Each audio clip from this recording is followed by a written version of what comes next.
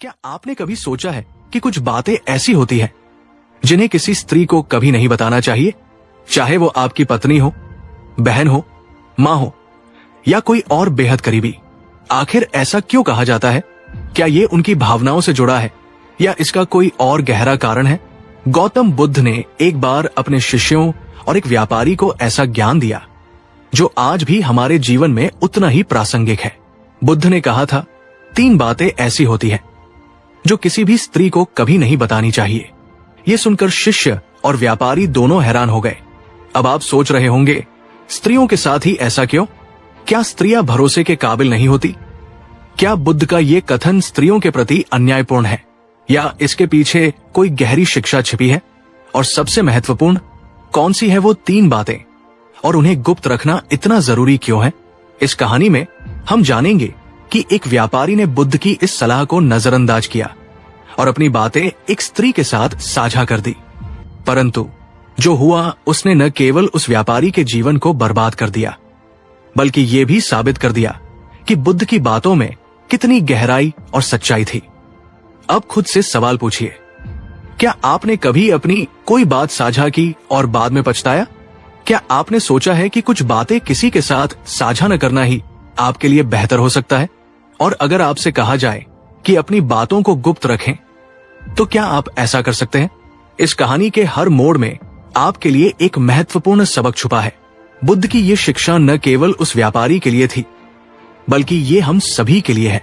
इसलिए अंत तक जुड़े रहें, क्योंकि ये सिर्फ एक कहानी नहीं, बल्कि आपके जीवन को नई दिशा देने वाला मार्गदर्शन है। गौतम बुद्ध अपने शिष्यों के साथ एक छोटे से गांव में ठहरे हुए थे। वहां उनकी शिक्षाओं की गूंज चारों ओर फैली हुई थी। हर सुबह बुद्ध अपने शिष्यों को ज्ञान देते और शाम को गांव के लोग उनके प्रवचन सुनने आते। उसी गांव में एक प्रसिद्ध व्यापारी रहता था। उसका नाम सुधाकर था। वो धनवान और प्रतिष्ठित था, लेकिन उसका जीवन तनाव और बेचैनी से भरा हुआ था। लोगों की नजरों में वो सफल था, परंतु अंदर ही अंदर वो परेशान था। एक दिन सुधाकर ने अपनी समस्याओं का समाधान पाने के लिए बुद्ध से मिलने का निश्चय किया। वो उनके पास पहुंचा, उनके चरणों में झुका और बोला, भगवान, मेरा जीवन धन और संपत्ति से भरा हुआ है, लेकिन मेरे मन में शांति नहीं है। मेरी कुछ बातें दूसरों तक पहुंच जाती हैं और इससे मुझे नुकसान होता है। मैंने हर कोशिश की, लेकिन ये समस्या खत्म नहीं होती। कृपया मुझे मार्ग दिखाइए। बुद्ध ने उसकी बातें ध्यान से सुनी। उन्होंने उसे गौर से देखा और पूछा, क्या तुम अपनी समस्याओं को दूसरों के साथ साझा करते हो?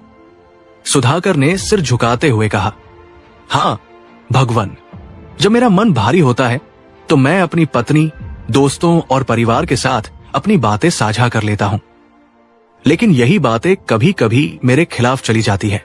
बुद्ध मुस्कुराए और बोले, सुधाकर, जीवन में कुछ बातें ऐसी होती है जिन्हें गुप्त रखना ही सबसे बड़ा ज्ञान है। विशेष रूप से 3 बातें ऐसी हैं जिन्हें कभी किसी स्त्री को नहीं बताना चाहिए। सुधाकर चौंका। उसने पूछा, भगवान, स्त्रियों को ही क्यों? क्या वे विश्वास के योग्य नहीं हैं? बुद्ध ने शांत स्वर में उत्तर दिया, ये विश्वास की बात नहीं है। स्त्रियां स्वभाव से भावनात्मक होती हैं। वे अनजाने में या भावनाओं में बहकर ऐसी बातें दूसरों से साझा कर सकती हैं। यही कारण है कि तुम्हें अपनी भलाई के लिए इन 3 बातों को गुप्त रखना चाहिए। यदि तुमने इसे समझ लिया तो तुम्हारी शांति लौट आएगी, लेकिन यदि तुमने इसे नहीं समझा तो ये तुम्हारे पतन का कारण बन सकता है। सुधाकर ने बुद्ध की बातें सुनी, लेकिन वो पूरी तरह संतुष्ट नहीं हुआ। उसने सोचा, ऐसा क्या हो सकता है जो मेरी पत्नी या परिवार को न बताया जा सके? मैं उनकी राय के बिना कैसे जी सकता हूं? पहली बात, अपने जीवन की असफलताएं। बुद्ध ने पहली बात समझाते हुए कहा, सुधाकर, पहली बात यह है कि अपने जीवन की असफलताओं को किसी स्त्री से साझा मत करो। जब कोई पुरुष अपनी असफलताओं के बारे में बात करता है तो वो अनजाने में अपनी छवि को कमजोर बना देता है। स्त्रियां भावनात्मक रूप से इसे महसूस करती हैं और तुम्हें उस नजर से देखने लगती हैं। ये अनजाने में उनके मन में तुम्हारे प्रति सम्मान को कम कर सकता है। सुधाकर ने यह सुना और सोचा, ये बात तो समझने में ठीक लगती है, लेकिन मेरी पत्नी तो मेरी सबसे बड़ी साथी है। वो मुझे समझती है। कुछ दिनों बाद सुधाकर के व्यापार में बड़ा घाटा हुआ। उसने सोचा, भगवान की बात सही है, लेकिन मेरी पत्नी तो मेरी बात समझेगी। उसने अपनी पत्नी से अपनी असफलता साझा की। पत्नी ने सहानुभूति से बात सुनी, लेकिन उसने ये बात अपनी सहेली के साथ साझा कर दी। सहेली ने ये बात औरों को बता दी। धीरे धीरे ये खबर पूरे गांव में फैल गई कि सुधाकर का व्यापार डूब रहा है। इसके कारण उसके साझेदार और ग्राहक उस पर भरोसा करना छोड़ने लगे। नए व्यापारिक अवसर भी उससे छिन गए।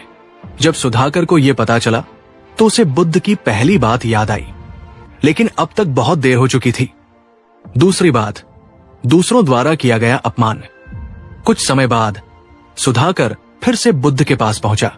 उसने अपनी गलती मानी और कहा, भगवान, आपने सही कहा था, लेकिन अब मुझे और सिखाइए।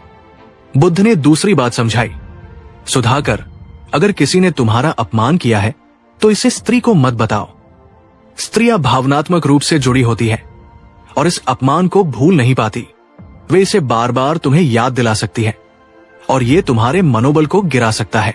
सुधाकर ने इसे गंभीरता से लिया, लेकिन पूरी तरह समझ नहीं पाया। कुछ समय बाद एक बड़े ग्राहक ने सुधाकर को सार्वजनिक रूप से अपमानित कर दिया। दुखी होकर सुधाकर ने यह बात अपनी पत्नी से साझा की। पत्नी ने यह बात गुस्से में अपने मायके में बताई। पत्नी का भाई, जो सुधाकर का प्रतिद्वंद्वी था, उसने उस ग्राहक से संपर्क कर लिया। उसने ग्राहक से सुधाकर का व्यापारिक अनुबंध तोड़वा दिया और अपना अनुबंध कर लिया। सुधाकर को बड़ा नुकसान हुआ। अब वो पूरी तरह टूट गया।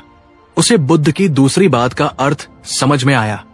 तीसरी बात, अपनी भविष्य की योजनाएं। सुधाकर तीसरी बार बुद्ध के पास पहुंचा। उसने कहा, भगवान, अब मैं आपकी हर बात ध्यान से सुनूंगा और उसका पालन करूंगा। कृपया मुझे तीसरी बात बताइए। बुद्ध ने मुस्कुराते हुए कहा, सुधाकर, अपनी भविष्य की योजनाओं को किसी स्त्री से साझा मत करो। स्त्रियां कभी कभी भावनाओं में बहकर या अति उत्साह में वे बातें दूसरों से साझा कर देती है। इससे तुम्हारी योजनाएं विफल हो सकती हैं। सुधाकर ने इसे समझने की कोशिश की, लेकिन उसने इसे उतना महत्व नहीं दिया। उसने सोचा, भविष्य की योजनाएं साझा करने से क्या नुकसान हो सकता है। कुछ समय बाद सुधाकर ने अपनी नई व्यापारिक योजना अपनी पत्नी को बता दी। पत्नी ने ये बात अपने भाई को बता दी। भाई ने उसी योजना को पहले अमल में लाकर बाजार में अपनी पकड़ बना ली। जब सुधाकर ने अपनी योजना शुरू की, तब तक बाजार में उसके लिए कोई जगह नहीं बची थी।